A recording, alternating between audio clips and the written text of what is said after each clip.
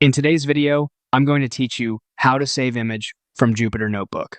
By the end, you'll know exactly how to grab an image file that already exists in your Jupyter workspace and download it to your computer without any confusion. First, open Jupyter in your web browser the way you normally do. When Jupyter loads, you'll land on the File Browser page, sometimes called the Home Directory.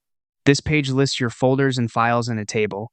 If you don't immediately see the image you want, navigate through the folders on the left or by clicking into directories in the main list.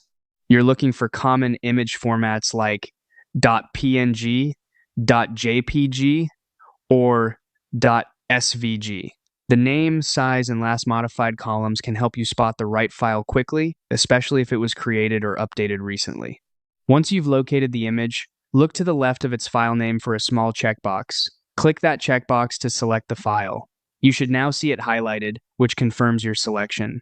If you only want this one image, make sure no other checkboxes are selected.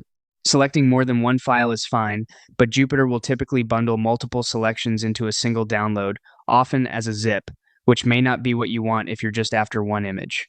With the image selected, find the Download button at the top of the File Browser toolbar and click it. Your browser will immediately start the download.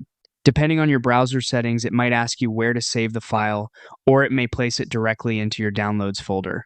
If you don't see anything happen, check your browser's download indicator or ensure that downloads aren't being blocked by a pop-up setting.